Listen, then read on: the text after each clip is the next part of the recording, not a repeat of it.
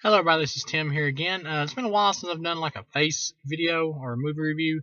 I've been like just taking time chilling out and doing like top 10 and stuff like that kind of videos. But I figured it's been a while. Why not do another movie review? I've done like reviews for Marvel films in the past, so I am gonna cover like some of the ones I've already reviewed. But I figured, what the hell? I've been kind of planning on wanting to do this, so I wanted to do a Marvel franchise review or MCU franchise review, where I just go through all the movies and you give my points on them and what I think about them really quick, enough to get the point across of my personal opinion on the films, in one big MCU franchise review video. And I am a fan. I own all the movies, even the ones I don't like that much. I own them all because I am a, what we call in the movie collector business, I am a completist. So yes, I own all the films, even the ones I don't like that much. So without further ado, I bring you Iron Man, and I think this box is badass. So it may just be me, but personally, I love this cover. Anybody who's new to my channel, I judge my movies from 1 to 4 stars. Um, 0 being crap, 1 being sucks, 2 being okay, 3 being good, 4 being great.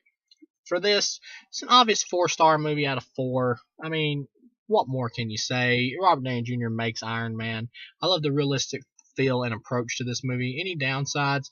The villain is nowhere on the level of Robert Downey Jr. as Iron Man. Jeff Bridges does a good job though, acting wise. He's fine. It's just the villain itself, the character is just not very interesting. But as a whole, this is a great film and one of my favorite superhero films. Great film. Jump into it here. Might as well go ahead and break this sucker out. Iron Man 2. Now, this is the second one, directed by Jon Favreau. I kind of preferred Terrence Howard in the first movie over Don Cheadle in this film. Later on, I do prefer Don Cheadle to Terrence Howard, who played the War Machine character in the first film. Scarlett Johansson's character in this film, Black Widow, she feels forced in. She's not really needed. And there's some Nick Fury stuff also in this film that's not really needed. The villain also sucks. Whiplash, he's worse than Big Lebowski, warmonger or whatever in the first film that Jeff Bridges played. He's worse by far. Very lame villain. But Sam Rockwell is hilarious in this movie. And I like how they incorporated the Demon in the Bottle storyline. Even though they don't go in it too deep, I like how they incorporated it.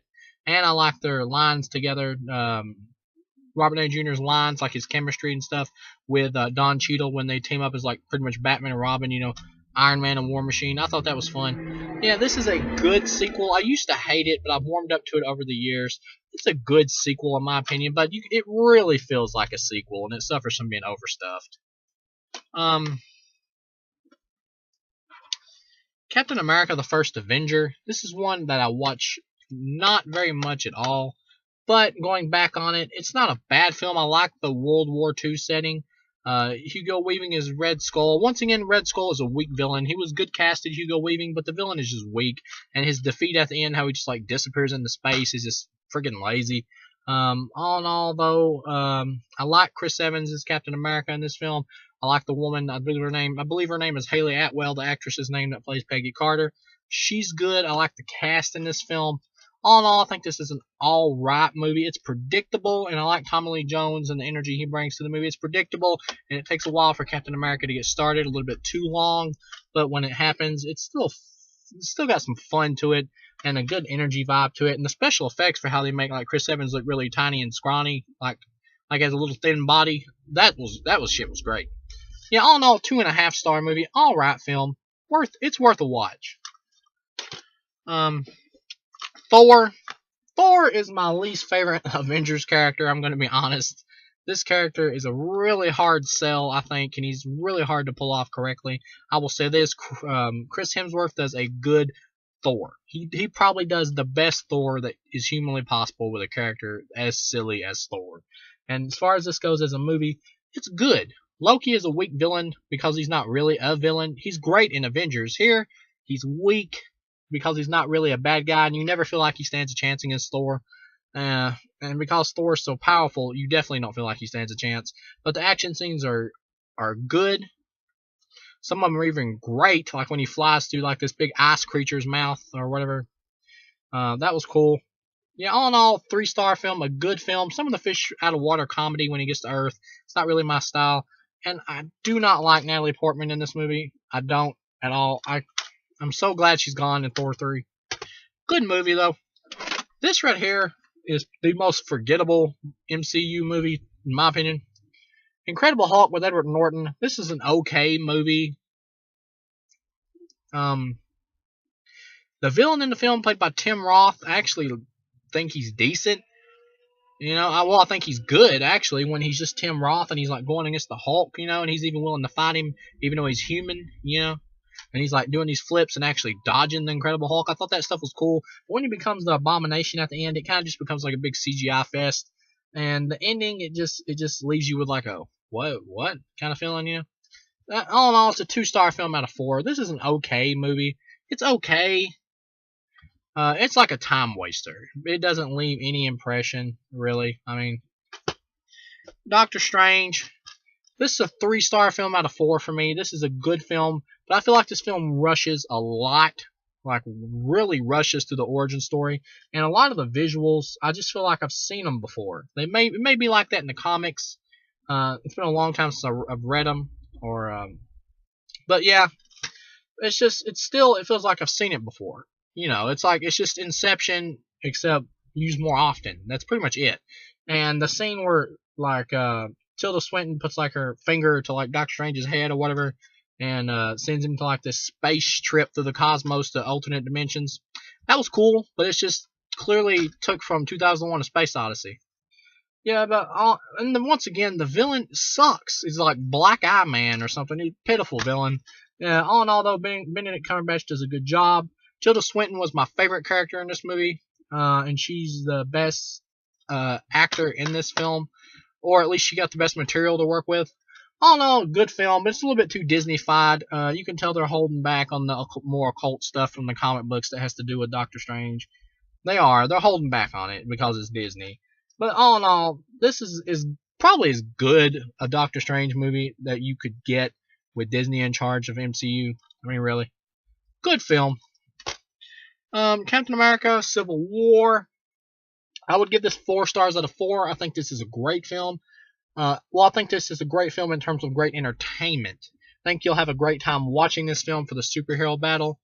But the problem with this film is it plays it extremely safe. I could predict nearly every single thing that was going to happen in this movie. Now, I mean, honestly, I could. It plays it really safe, and it ends with the exact outcome you would expect. Everything's predictable in this movie. Everything.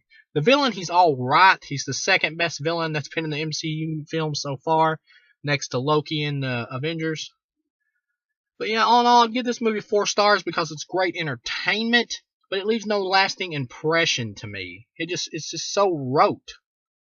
It's like they just wanted to give fans what they wanted, but they didn't want to take any risks to give them anything new. I mean, this is everything you would expect it to be. There's no surprises in this movie. So yeah, all in all, great entertainment, but not really a great movie, I would say, but great entertainment for what it is supposed to be, which is pretty much a popcorn movie. Ant-Man, 3 stars out of 4. I'd give this movie, 3 stars. It's good. But Ant-Man is a very tricky character. Paul Rudd does a good job. Really good casting as Ant-Man. Marvel's good at casting.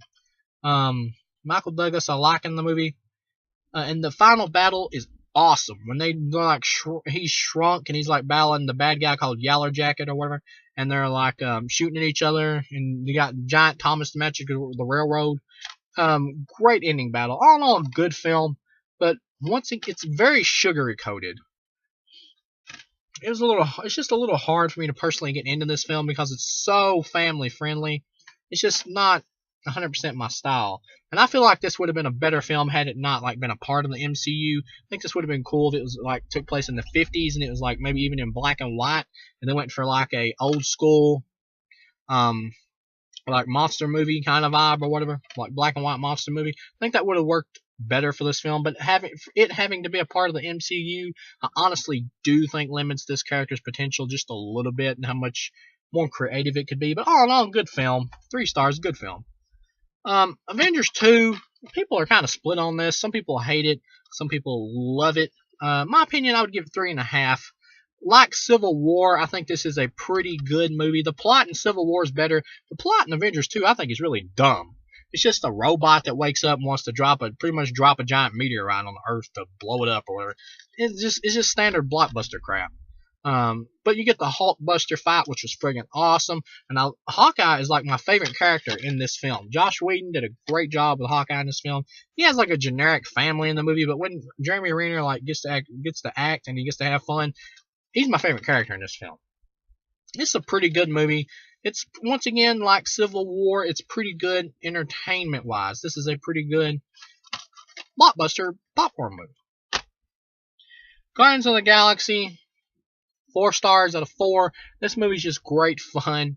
The characters are just great, and they're just fun to watch.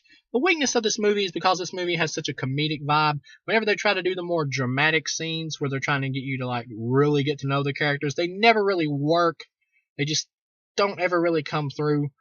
But for what when they're subtle with them, like when Rocket Raccoon is like in the shower or whatever, and you see like these experiment spots on his back, that's when it works. But when he's actually like trying to give a speech about, how he feels, it never really comes through because the movie has just way too goofy of a tone. But yeah, all in all, 4 stars for a great fun movie. Just a fun time.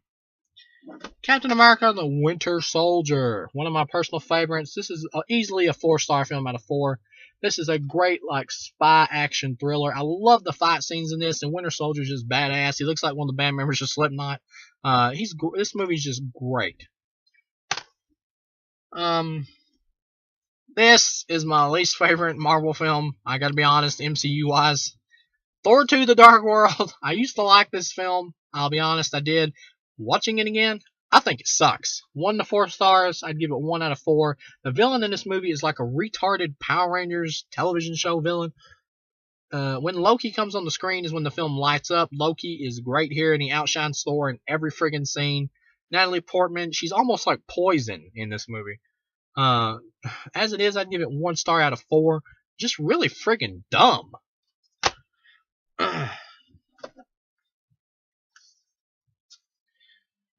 Iron Man 3. I think Iron Man 3 is a good film. It's a good film, but it's not really an Iron Man film. I hate what they do to the Mandarin in this film, but once you get past that, this is a good film, and Robert Downey Jr. and Don Cheadle are really fun together, and even Guy Pearce isn't.